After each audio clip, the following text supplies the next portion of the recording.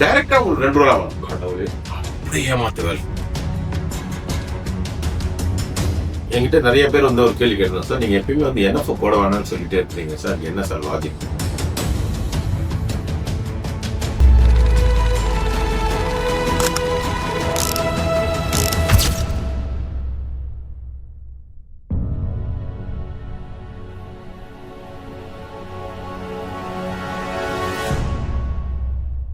ஒரு தடவை 2 தடவை பல வீடியோ பார்த்தா NF போடாதீங்க அப்படின்னு சொல்றீங்க.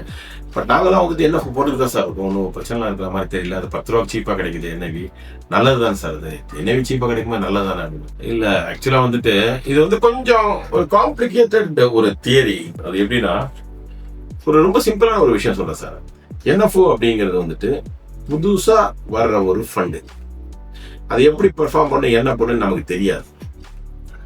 10 ரூபா வருது அப்படிங்கிறது ஒரு பாயிண்டே கிடையாது. 10 ரூபாய்க்கு NAV இருந்தாலும் 500 ரூபா NAV இருந்தாலும் 2 ஒன்று தான். 500 ரூபாய்க்கு நீங்க வந்து ஒரு ஃபண்டு வாங்குறீங்க, NAV இருக்க ஃபண்டு வாங்குறீங்க. இது 10 ரூபாய்க்கு ஒரு ஃபண்டு வாங்குறீங்களா, 2 ஒன்று தான் அப்படிங்கிறது நான் வேற பல வீடியோவில் சொல்லியிருக்கேன். அதை நீங்க எடுத்து பாருங்க, உங்களுக்கு தெரியும். இதுக்கு அதுக்கும் எந்த வித்தியாசமும் கிடையாது. அது ஒரு பக்கம் இருக்கணும். இன்னொன்று நானே ஒரு ரொம்ப சிம்பிளானு கேட்குறேன்.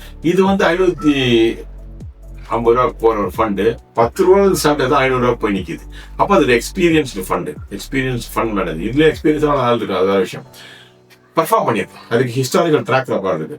சரித்திரபூர்வமாக நான் கடந்த சில மாதங்கள்லயோ சில வருஷத்துலயோ நான் வந்து பெர்ஃபார்ம் பண்ணியிருக்கேன் அப்படின்னு சொல்றேன். ஸோ அதை நீங்க நம்பலாமே தவிர இதை நம்பலாமா? இதை பெர்ஃபார்ம் பண்ணலாம் இல்லைன்னு சொன்னாலும் நமக்கு 100% கேரண்டி கிடையாது. ரொம்ப சிம்பிளான சார். நீங்க ஒரு கம்பெனில மேனேஜரா இருக்கிறீங்க, 2 பேர் வராங்க. ஒருத்தருக்கு வந்து 2 வருஷம் எக்ஸ்பீரியன்ஸ், இன்னொருத்தர் 10 வருஷம் எக்ஸ்பீரியன்ஸ். யாரை நீங்க எடுப்பீங்க? 2 ஒரே வேலையாட்கள் தான். ஒரு எலக்ட்ரிஷியனோ, ஒரு பிளம்பரோ, இல்லை ஏதோ ஒரு மேனேஜரோ யாரோ ஒருத்தர். நீங்க என்ன பண்ணீங்க சார்? 10 வருஷம் எக்ஸ்பீரியன்ஸ் இருக்கு. ஏன் சார் 10 வருஷம் எக்ஸ்பீரியன்ஸ்? 2 வருஷம் எக்ஸ்பீரியன்ஸ்ல எடுக்கணும் இல்ல சார், இவர் நல்லா பெர்ஃபார்ம். அதே தான் லாஜிக் தான். இவர் வந்து 10 வருஷமா இருக்கிறாரு, இல்ல 5 வருஷமா இருக்கிறாரு, அவர் 500 ரூபாய்க்கு NAV கொண்டு வந்திருக்காருன்னா இதோட பெர்ஃபார்மன்ஸ் நல்லா இருக்கு, இதை வந்து நம்பலாம். இது அப்படி கிடையாது. அப்ப இது பெர்ஃபார்மே பண்ணாதுன்னு நான் அப்படி சொல்ல வரல. இது பெர்ஃபார்மே பண்ணாதுன்னு நான் சொல்ல வரல. இது பெர்ஃபார்ம் பண்ணலாம். ஆனா இது பெர்ஃபார்ம் பண்ணுமா அப்படிங்கிறது கேரண்டி கிடையாது. இது ஆல்ரெடி கேரண்டி. ஏன்னா இது வந்து இவ்வளவு வருஷமாக தன்னுடைய பொசிஷன் தக்க வச்சிருக்கு. It has already shown performance.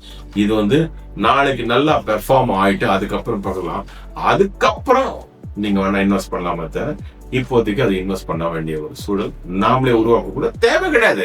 நம்ம வேற ஃபண்ட் இருக்கு, எவ்வளவு பெர்ஃபார்ம் பண்ணல சார். ஆனா 10 ரூபாய்க்கு NAV கிடைக்குது, நல்லதுதானே சார்? மியூச்சுவல் ஃபண்ட்ல அது முதல்ல நீங்க புரிஞ்சுக்கோங்க. 10 ரூபாய்க்கு ஒரு பொருள் கிடைக்குது, இங்க வந்து 500 ரூபாய் பொருள் கிடைக்குத நீங்க நம்பாதீங்க. அதை கம்பேர் அப்படி பண்ணவே பண்ணாதீங்கள். அது வந்து ஒரு காம்ப்ளிகேட்டட் கால்குலேஷன். அது நான் வந்து NAV மித் அப்படின்னு சொல்லிட்டு ஒரு வீடியோ நான் ஆல்ரெடி ரிலீஸ் பண்ணிருக்கேன் ஒரு 4-5 மாசம் முன்னாடி. அதை பார்த்தீங்கன்னா கால்குலேஷனே கிளியரா பண்றேன். எப்படி வந்து NAV கால்குலேட் பண்றாங்க, எப்படி வந்து ஹை வேல்யூ லோ வேல்யூ என்ன, இது எப்படி இதெல்லாம் நடக்குது அப்படிங்கிற விஷயத்த நான் தெளிவா ஃபிகரோட டேட்டாவோட போட்டு நான் எடுத்திருக்கேன். அதை பாருங்க. அப்ப NAV எப்படி கால்குலேட் பண்றாங்கன்னு தெரியும். அப்போ வந்து 10 ரூபாவும் 500 ரூபா இருக்கிற NAV 10 ரூபாய் NAV 2 ஒண்ணுதான் அப்படிங்கிறது உங்களுக்கு நீங்க புரிஞ்சுக்கணும். ஸோ பேசிக் கான்செப்ட் என்னன்னா, NFO அப்படிங்கிற நியூ ஃபண்ட்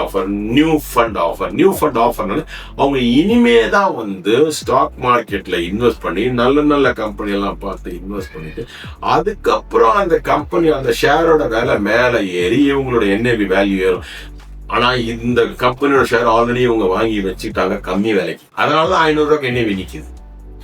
இவங்க சூப்பரா பாருங்க. ஸோ NFO முடிஞ்ச வரைக்கும் அவாய்ட் பண்ணுங்க. NFO வந்து நிறைய பேர் உங்களுக்கு மார்க்கெட் பண்ணுவாங்க. அதான் ரொம்ப பெரிய தப்பான ஒரு விஷயம். என்னன்னா NFO சார் இன்வெஸ்ட் பண்ணுங்க சார், 10 ரூபாய்க்கு சீப்பா கிடைக்கும் யாராவது ஒருத்தர் வந்து உங்ககிட்ட சொன்னாங்கன்னா அவருக்கு மியூச்சுவல் ஃபண்டை பத்தி ஒண்ணுமே தெரியாதுன்னு அர்த்தம். இல்லைன்னா உங்களை ஏமாத்தாது. யாராவது ஒருத்தர், யார் வேணா இருக்கட்டும் சார், யார் வேணா இருக்கட்டும், இந்தியாவில் யார் பெரிய மேனேஜிங் டைரக்டர் இல்ல, ஜெனரல் மேனேஜர் இல்ல, CEO வந்துட்டு சார் இது வந்து NAV சீப் சார், இது 10 ரூபா தான், இங்க 15 ரூபா தான், இது ஏதோ 10 ரூபான்னு வச்சுக்கோங்க. என்ன 10 ரூபா சார், அது வந்து 100 ரூபா சார், அதுக்கு இது வாங்குங்க சார் அப்படின்னு சொன்னாங்கன்னா பொய் சொல்கிறார்கள், தவறாக உங்களை வழி நடத்துகிறார்கள். NAVக்கும் ஃபண்டோட பெர்ஃபார்மன்ஸ்க்கும் எந்த சம்பந்தமும் கிடையாது. அதனால NAV வந்து 10 ரூபாய்க்கே கிடைக்குது, NFO சீப்பு, இதுதான் நல்லது, இதுதான் புத்திசாலித்தனமான முடிவு யாராவது சொன்னாங்கன்னா அவரை வந்து உங்ககிட்ட ஒதுக்கி வச்சுதுங்க. ஏன்னா அவர் உங்களை சரியாக வழி நடத்தவில்லை. ஓகேவா? ஸோ கான்செப்ட் என்னன்னா என்எஃப்ஓ நீங்க வந்துட்டு எப்ப தெரியுமா அப்ளை பண்ணலாம்?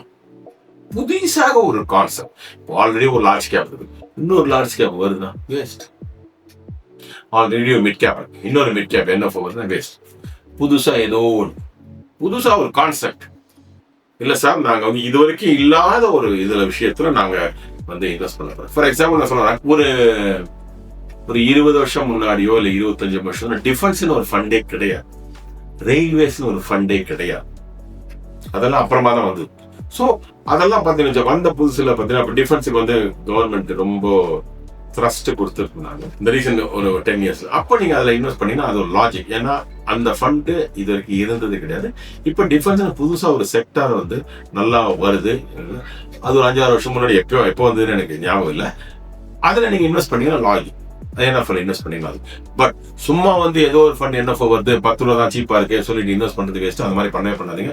அதுலயும் 90% என்ன தெரியுமா, 10 ரூபாய்க்கு நீங்க வந்து இன்வெஸ்ட் பண்ணீங்கன்னா அது பார்த்தீங்கன்னா அடுத்த நாள் என்ன பார்த்தீங்கன்னா 9.9, 9.7, 9.6, 9.5 போகிறதுக்கு நிறைய சான்ஸ் இருக்கு. நிறைய ஒருத்தர் வந்து என்கிட்ட சொன்னார், சார் இல்லை சார் நீங்க வந்து 10 ரூபாய்க்கு நீங்க லிஸ்ட் பண்ணுங்க சார், லிஸ்ட் பண்றதே 12 ரூபாய்க்கு லிஸ்ட் பண்ணுங்க சார், டைரக்டா உங்களுக்கு 2 ரூபா கடவுளே அப்படி ஏமாத்துவேன்.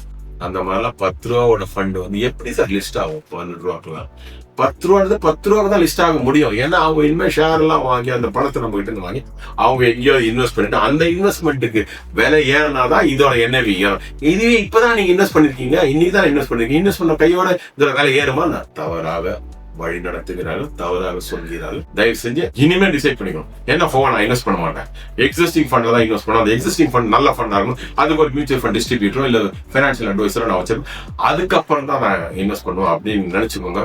சூப்பர். மேக்ஸிமம் 5-6 ஃபண்ட் வச்சுக்கோங்க. என்ன இன்வெஸ்ட் பண்ணுவாங்க டிசைட் பண்ணுங்க. அதுதான் ஸ்மார்ட்னஸ். என்னைக்காக உங்களை காப்பாற்றும். ஓகேங்களா? நன்றி, வணக்கம்.